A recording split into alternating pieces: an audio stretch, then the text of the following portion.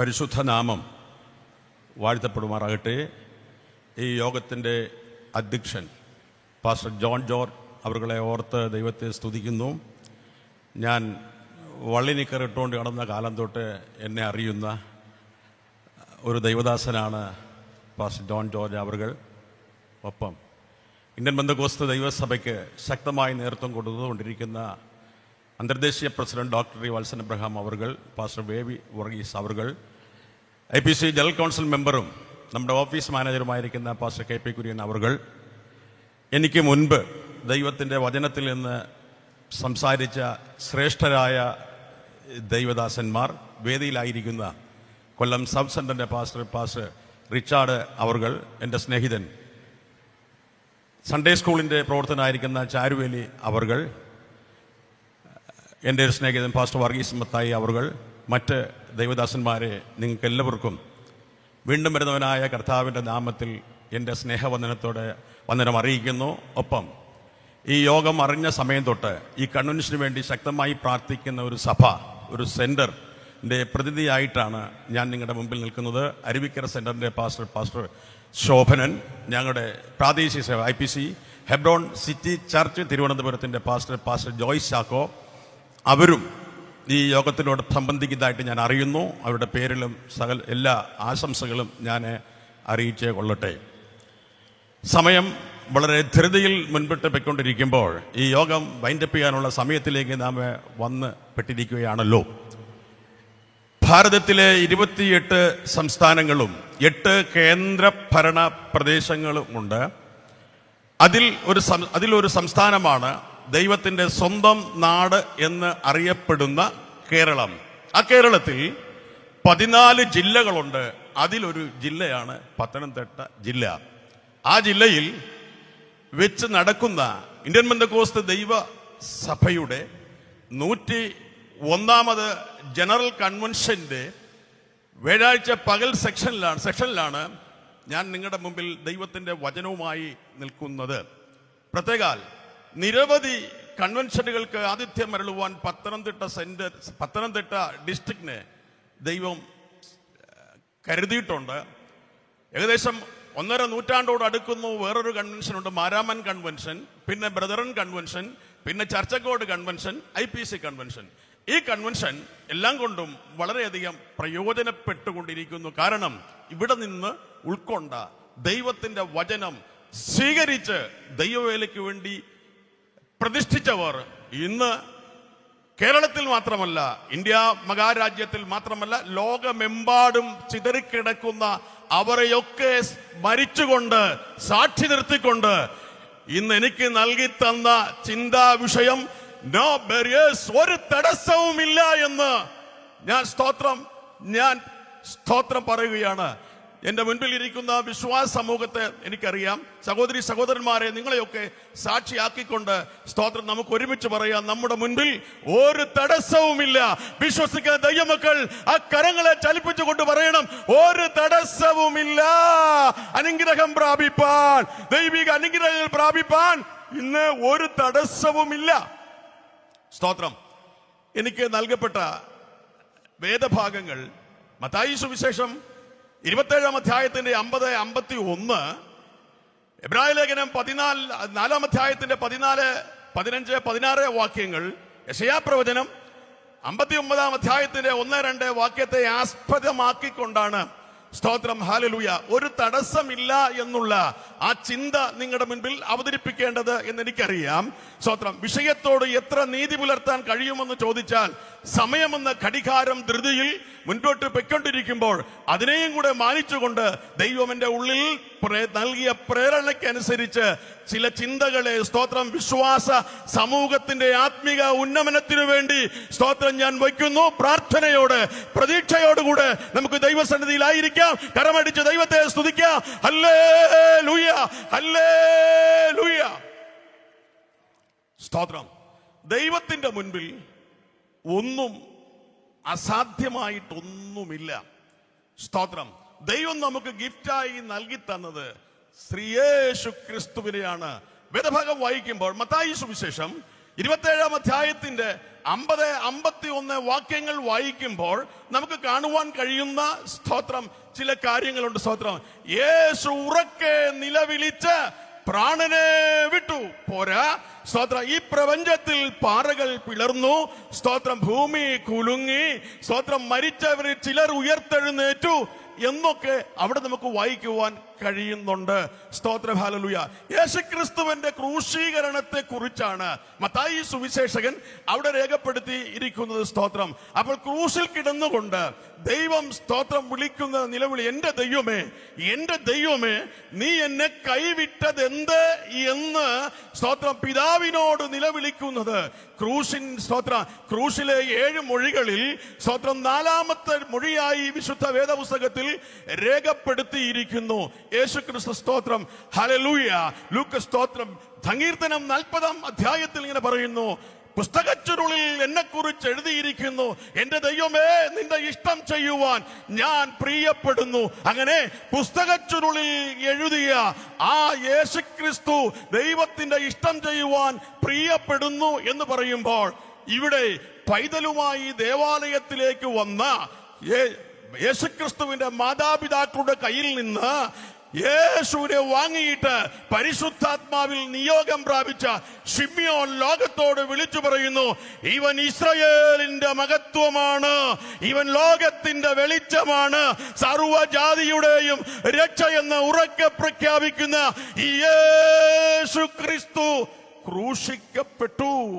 ക്രൂശിൽ കിടന്നുകൊണ്ട്, പിതാവേ, കഴിയുമെങ്കിൽ ഈ പാനപാത്രം എങ്കിൽ നിന്ന് മാറ്റണമേ എന്ന് സ്തോത്രം അപേക്ഷിക്കുന്ന അപേക്ഷയാണ് നമ്മുടെ വേദഭാഗത്തിൽ നിന്ന് നമ്മൾ കാണുവാൻ കഴിയുന്നത്. ശ്രദ്ധിക്കാം, വാസ്തവത്തിൽ ആ ഭാഗത്ത് നിന്ന് ചില ചിന്തകൾ പറയുവാൻ പരിശുദ്ധാത്മാവിൽ ഞാൻ സ്തോത്രം ശരണപ്പെടുന്നു. അവിടെ വായിക്കുമ്പോൾ, എന്റെ ദൈവമേ, എന്റെ ദൈവമേ, നീ എന്നെ കൈവിട്ടതെന്ത്?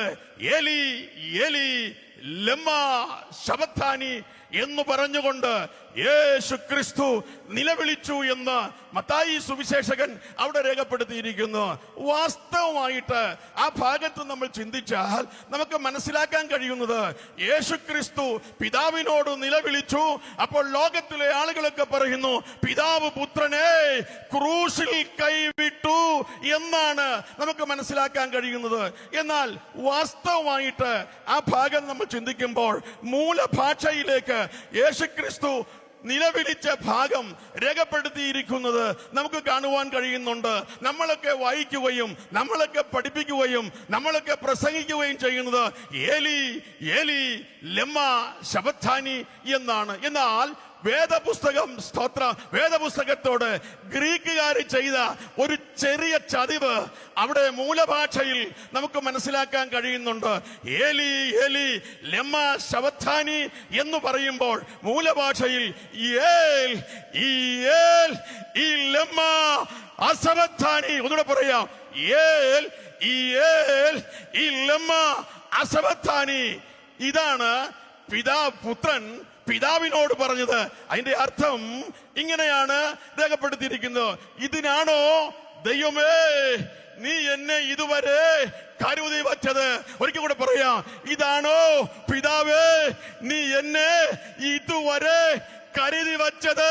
ഇതിനാണോ എന്നാണ് ഉറക്കെ നിലവിളിച്ച് പറഞ്ഞത്. മനസ്സിലായവർക്ക് മാത്രം കരമുയർത്തി ദൈവത്തെ സ്തുതിക്കുക. ഹല്ലേലൂയ. ആ കരമടിച്ച് ദൈവത്തെ സ്തുതിക്കുക. ഇന്ന് പകൽക്കാലം, ഇതിനാണോ പിതാവേ നീ എന്നെ ഇതുവരെ സൂക്ഷിച്ചു വച്ചത്? Praise the Lord. ഹല്ലേലൂയ. ആ സ്തോത്രം പ്രാർത്ഥനയുടെ മുന്നിൽ വല്ല തടസ്സവും ആവിർഭവിച്ചിട്ടുണ്ടോ? ഇല്ല.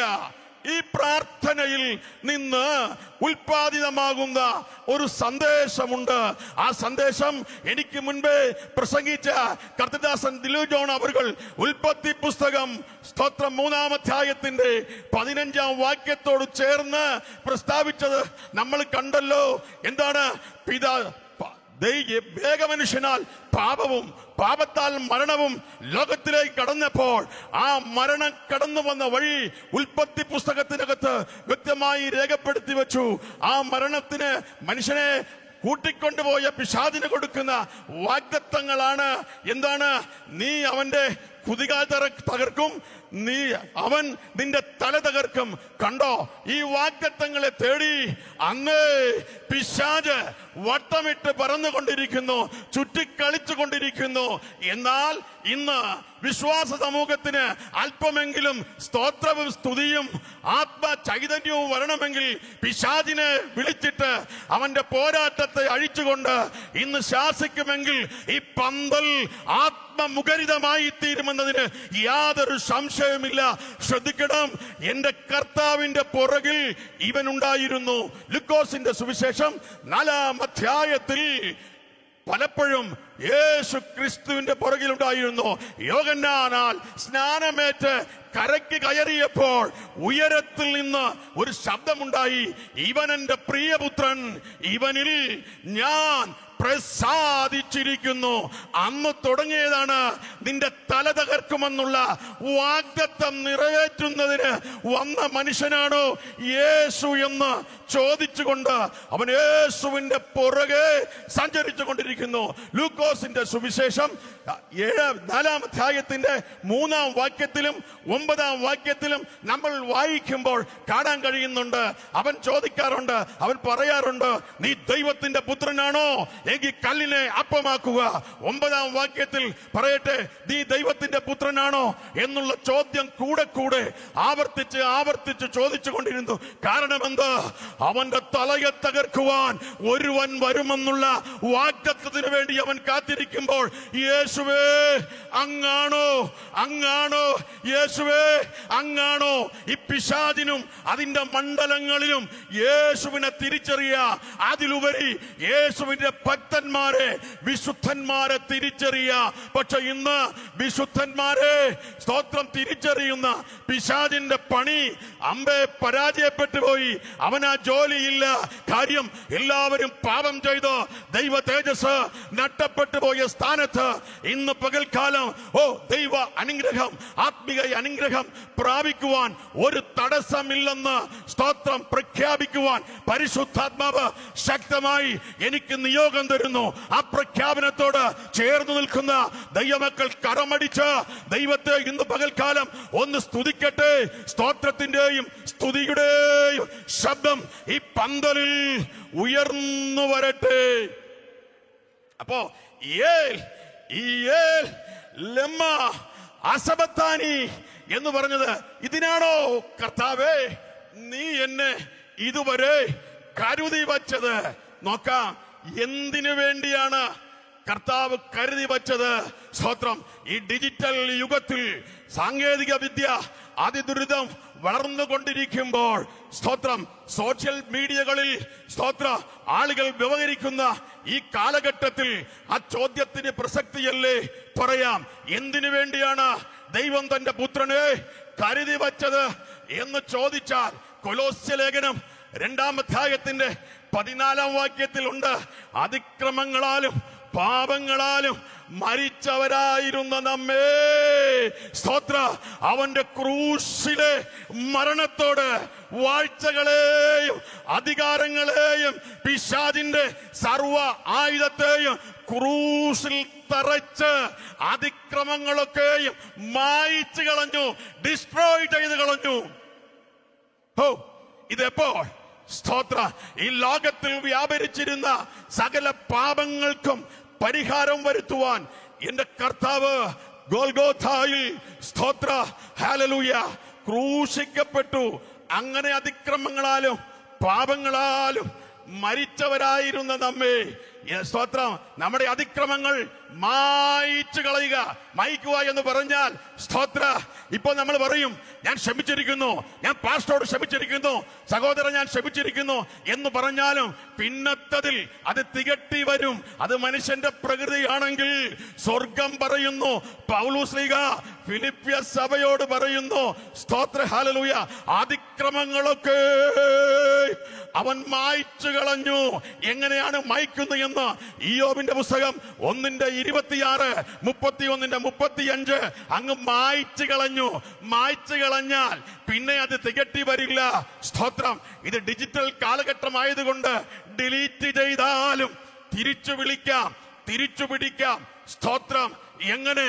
വർഷങ്ങൾക്കപ്പുറത്ത് കോഴിക്കോട് NIT-യിലെ അധ്യാപിക തിരുവനന്തപുരത്തുനിന്ന് അമൃത എക്സ്പ്രസിൽ കയറി ആലുവ പുഴയുടെ മുകളിൽ അവൾ ചാടി മരിച്ചത് കോളിളക്കമുണ്ടാക്കിയ ഒരു വാർത്തയാണെങ്കിൽ, അവൾ മരിക്കുന്നതിന് മുൻപേ അപ്പുറത്തെ ബോഗിയിൽ ഉണ്ടായിരുന്ന തന്റെ ഫ്രണ്ടിനോട് ഒരു സന്ദേശം കൈമാറി.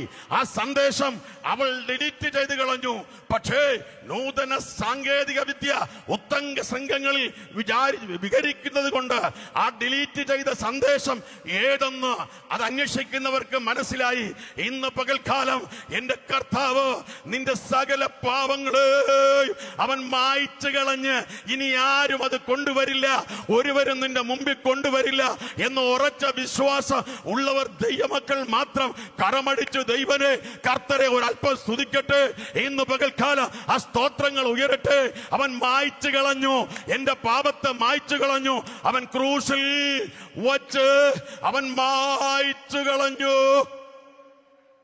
ലോകത്തിലെ ഒരു ജാതിക്കും അവകാശപ്പെടാനില്ലാത്തൊരു കാര്യമാണ് എന്റെ പാപത്തെ ക്രൂശുമരണം കൊണ്ട് മായ്ച്ചു കളഞ്ഞ ഒരു ദൈവം. അതുകൊണ്ടാണ് ഈ പത്തനംതിട്ടയിൽ ദൈവത്തിന്റെ വചനം കേട്ടവരൊക്കെ ഇന്ത്യയിൽ മുഴുവനും സുവിശേഷം കൊണ്ട് നിറയ്ക്കുവാൻ അവർ ഓടി നടക്കുന്നത്. തൽഫലമായി അവർ പീഡകൾ അനുഭവിക്കും, അവർ ദുരിതം അനുഭവിക്കും, അവർ രോഗികളായി തീരും. ഭയപ്പെടേണ്ട. നീ ചെയ്യുന്ന കൃഷി എന്താണെന്നറിയാമോ? പാപത്തിൽ കിടക്കുന്ന മനുഷ്യരെ ശാപത്തിൽ മാറി ദൈവസന്നിധിയിൽ കൊണ്ട് കാഴ്ചവെക്കുന്ന തിരുമുൽ കാഴ്ചകളാണ് സുവിശേഷകരെ തിരുമേനിയുടെ മുൻപിൽ വയ്ക്കുന്ന തിരുമുൽ കാഴ്ചകളാണ്. സ്തോത്രം. ദൈവമക്കളെ പാപത്തിൽ നിന്ന് വീണ്ടെടുക്കേണ്ടത്. സ്തോത്ര. ഹല്ലേലൂയ. ക്രൂശിൽ മായ്ച്ചു കളഞ്ഞിട്ട് സ്തോത്രം എന്റെ കർത്താവ് ഒരിടത്ത് കൈയും കെട്ടിയിരുന്നില്ല. സ്തോത്ര. ഹല്ലേലൂയ. പിന്നെ അവിടെ നടന്നതാണ് ലോകം ഇതുവരെ കണ്ടതിൽ വച്ചുള്ള ഒരു വലിയ സന്തോഷം. ക്രൂശിൽ ജയോത്സവം അവൻ കൊണ്ടാടി. ഒന്നുകൂടെ പറയട്ടെ, പ്രത്യേകിച്ച് സ്തോത്രം, യേശു ലോകത്തിൽ വന്നത് തന്നെ ലോകത്തിന്റെ മഹാ സന്തോഷമെന്ന് ലൂക്കോസിന്റെ സുവിശേഷം 2-ാം അധ്യായത്തിൽ രേഖപ്പെടുത്തിയിരിക്കുമ്പോൾ ആ മഹാ സന്തോഷത്തിന് തിരികൊളുത്തിയവൻ ഇതാ മരണം കൊണ്ട് ജയോത്സവം സംഘടിപ്പിച്ചു. അങ്ങനെയാണെങ്കിൽ സ്തോത്രം ദൈവസന്നിധിയിൽ കൂടി വന്നിരിക്കുന്നു നമ്മള്. സ്തോത്ര. ഹല്ലേലൂയ. ഹല്ലേലൂയ. താടിക്ക് കൈ കെടുത്തുകൊണ്ടിരിക്കേണ്ട കാര്യമില്ല. പെന്തക്കോസ്ത് കൂട്ടത്തിൽ വന്നിട്ട് ഇങ്ങനെ ഇരിക്കേണ്ട കാര്യമില്ല. ഇന്ന് പകൽക്കാലം നിന്റെ പാപത്തെ വഹിച്ചുകൊണ്ട് അവൻ ജയോത്സവം കൊണ്ടാടിയെന്ന് ഓർമ്മയുണ്ടെങ്കിൽ ആ ഓർമ്മയുടെ ആദര സൂചകമായി സ്തുതിയും സ്തോത്രവും കരങ്ങളും തട്ടിക്കൊണ്ട് ഒരു നിമിഷം ദൈവത്തെ ഒന്ന് സ്തുതിക്കട്ടെ, ദൈവത്തെ ഒന്ന് മഹത്വപ്പെടുത്തട്ടെ. ഹല്ലേലൂയ. അവൻ ജയം കൊണ്ടോടി. ലോകത്തിലെ സ്തോത്ര ഉത്സവങ്ങളൊക്കെ പരാജയോത്സവമായി മാറുമ്പോൾ സ്തോത്രം രക്ഷിക്കപ്പെട്ടവനൊരു ഉത്സവമുണ്ട്. അത് യേശു ക്രിസ്തു സ്തോത്രം വിഭാവന ചെയ്ത സ്തോത്രം ജയോ ഉത്സവ.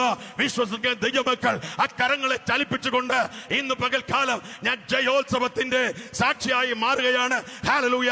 ലോകത്തിലെ ഉത്സവങ്ങളൊക്കെ പരാജയത്തിലേക്ക് കുപ്പകുത്തുമ്പോൾ ഇന്ന് പകലിൽ ഞാൻ ജയോത്സവത്തിന്റെ വക്താവാണ് എന്ന് പറയണം. സ്തോത്രം. അതുകൊണ്ട് ശ്രേഷ്ഠ മഹാപുരോഹിതൻ നമുക്കുള്ളത് കൊണ്ട് ജഡത്തിലെ സകല കൺമക്ഷവും നിർത്തിക്കൊണ്ട് സ്തോത്രം കൃപാസനത്തിലേക്ക് നമുക്ക് അടുത്ത് പോകാം. യേശുക്രിസ്തുവിന്റെ ക്രൂശ് മരണം കൊണ്ട് ലോകത്തിന് കിട്ടിയത് സ്തോത്ര യഹൂദനെന്നും യവനെന്നും ബ്രാക്കറ്റിട്ട് മാറ്റിയിരുത്തിയിരുന്ന ഒരു സമൂഹമുണ്ടായിരുന്നു. സ്തോത്രം. അത് പൗലോസ്ലീഹ സ്തോത്ര ഹല്ലേലൂയ വിട്ടുകളയാതെ സ്തോത്രം എഴുതി ചേർത്തു. മന്ദിരത്തിലെ തിരശ്ശീല അടിതൊട്ട് മുകളിലോളം അത് ചീന്തിപ്പോയി. അത് ന്യായപ്രമാണമാണോ അറിയെന്ന് നമ്മളൊക്കെ പ്രസംഗിച്ചാൽ പരിശുദ്ധാത്മ യുഗത്തിൽ പരിശുദ്ധാത്മാവിൽ വിശ്വസിക്കുന്ന പരിശുദ്ധാത്മാവിന് നേതൃത്വം കൊടുക്കുന്ന നമ്മുടെ ഉള്ളിലെങ്കിലും ആ ബ്രാക്കറ്റ് കടന്നുകൂടിയിട്ടുണ്ടെങ്കിൽ സ്തോത്രം ഹല്ലേലൂയ. എന്റെ സുഹൃത്ത് സണ്ണി അലക്സാണ്ടർ ഇന്നലെ പ്രസംഗ പ്രസംഗിച്ചപ്പോൾ അദ്ദേഹം ഇതിനെ വിവരിച്ച് പറഞ്ഞു, അങ്ങനെയുണ്ടെങ്കിൽ ആ ബ്രാക്കറ്റിലെ ക്രൂശിലെ മരണം കൊണ്ട് ഇരു ഭാഗത്തെയും ഒന്നാക്കി തീർത്തതിന്റെ ഫലമാണ് തിരുവനന്തപുരത്തുകാരനായ ഞാൻ ഈ 101ാമത് കൺവെൻഷനിൽ വ്യാഴാഴ്ച പകലിൽ ദൈവത്തിന്റെ മാറ്റമില്ലാത്ത വചനവുമായി നിങ്ങളുടെ മുൻപിൽ കടന്നു വന്നിരിക്കുന്നത്. പ്രൈസലോ. അതുകൊണ്ട് നമുക്ക് കടന്നു ചെല്ലാതിരിക്കേണ്ട തടസ്സം ഏതെന്ന് ചോദിച്ചാൽ നമ്മുടെ അകൃത്യമെന്ന് യെശയ്യാ പ്രവചകൻ 51-ന്റെ 2-ാം വാക്യത്തിൽ പറയുന്നു, നിങ്ങളെയും ദൈവത്തെയും തമ്മിൽ ഭിന്നിപ്പിച്ചിരിക്കുന്നത് നമ്മുടെ അകൃത്യമാണ്. അതുകൊണ്ട് അകൃത്യം മാറ്റിക്കളഞ്ഞിട്ട് 101ാമത് കൺവെൻഷനിൽ ഒരു തീരുമാനമായി ഈ അകൃത്യം മാറ്റിക്കളഞ്ഞിട്ട് നമുക്ക് ദൈവാഭിമുഖ്യമുള്ളവരായി ദൈവത്തെ സ്തോത്രം വണങ്ങിക്കൊണ്ട് ഭയപ്പെടുകൊണ്ട് ഒരു ജയോത്സവത്തിന്റെ ഭാഗമായി തീരുവാൻ ഇന്ന് പകൽക്കാലം ദൈവം നമ്മെ സ്തോത്രം അനുഗ്രഹിക്കട്ടെ. ഒരു നിമിഷം ശാന്തമായി എല്ലാവരും എഴുന്നേറ്റ് നിൽക്കാം. ഹല്ലേലൂയ. ഈ യോഗത്തിന്റെ സമാപന സ്തോത്ര ഈ സെക്ഷന്റെ സമാപന സമയമാണല്ലോ. ഒരു നിമിഷം ശാന്തമായി എഴുന്നേൽക്കാൻ കഴിവുള്ളവരൊക്കെ സ്തോത്രം ഹല്ലേലൂയ എഴുന്നേറ്റ് നിന്നുകൊണ്ട് കണ്ണുകളെ അടച്ചുകൊണ്ട് കാൽവറി ക്രൂശിലേക്ക് അവൻ ജയോത്സവം കൊണ്ടാടി സ്തോത്രം എല്ലാ പോരായ്മകളെയും അവൻ പരിഹരിച്ചു വന്നു.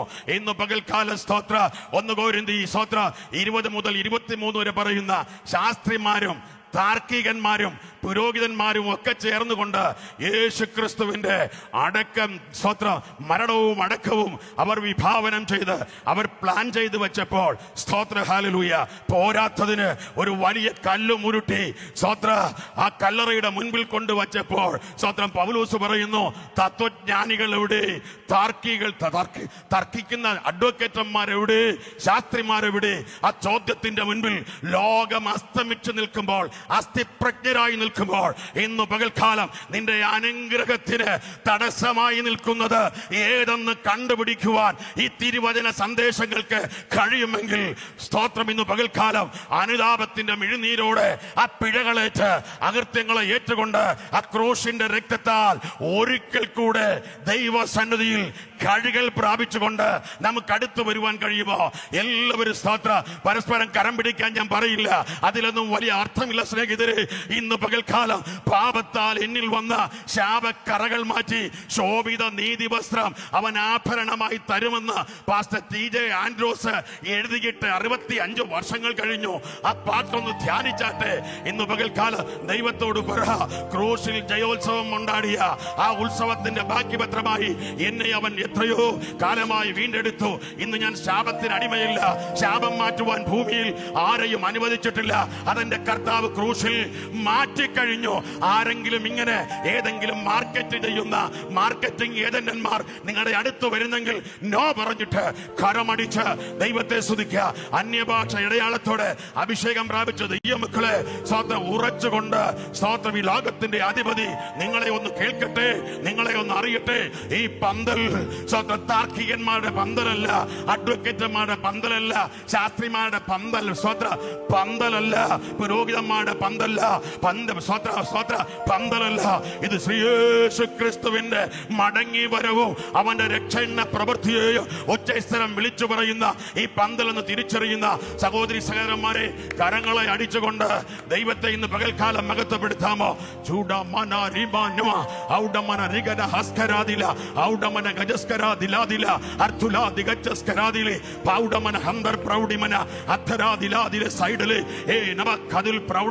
യേശുവിന്റെ അധികാരമുള്ള നാമത്തിൽ ജനത്തെ കീഴ്മേൽ മറിച്ചുകൊണ്ടിരിക്കുന്ന, ജനത്തെ തകർത്തുകൊണ്ടിരിക്കുന്ന സ്വത്രം ജനത്തെ കണ്ണുനീരിലേക്ക് വലിച്ചുകൊണ്ടിരിക്കുന്ന ഭാവിയെ കുറിച്ച്, തലമുറകളെ കുറിച്ച്, സാമ്പത്തികമായ വിഷയങ്ങളെ കുറിച്ച്, സ്വത്രം വിദ്യാഭ്യാസത്തെ കുറിച്ചൊക്കെ സ്വത്രം ഹല്ലേലൂയ ചോദ്യ ചിഹ്നം ഉയർത്തിക്കൊണ്ട് നിന്റെ അടുത്ത് ആരെങ്കിലും സ്വത്രം വന്നിട്ടുണ്ടെങ്കിൽ ആ പിശാചിനെ സ്വത്രം ഓ പിതാവ് പുത്രനെ കരുതി വെച്ചത് ഈ ലോകി ഈ ലമ്മ അസബഥാനി എന്നുള്ള സ്തോത്ര അത് നമുക്ക് സ്തോത്ര ഉരുവിട്ടുകൊണ്ട് അവന്റെ മുന്നിലുള്ള സകല സ്തോത്ര മതിലുകളെയും ചാടിക്കടന്നുകൊണ്ട് ദൈവത്തെ സ്തുതിക്കാം. കരമടിച്ച് ദൈവത്തെ സ്തുതിക്കട്ടെ.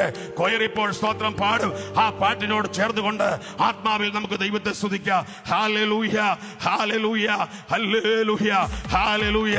ഇനി ഞാനല്ല ജീവിക്കുന്നത്, കർത്താവാണ്